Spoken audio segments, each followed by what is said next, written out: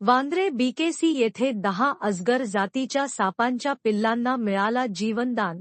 सर्पमित्र कौशिक दिलीप केणी व सूरज मोरे यांनी बीकेसी येथे अजगर सापांची पिल्ले फिरत असल्याची माहिती मिळताच सर्पमित्र कौशिक दिलीप केणी व सूरज मोरे घटनास्थळी पोचून त्या 10 अजगर जातीच्या पिल्लांना सुखरूप पकडण्यात त्यांना यश आले.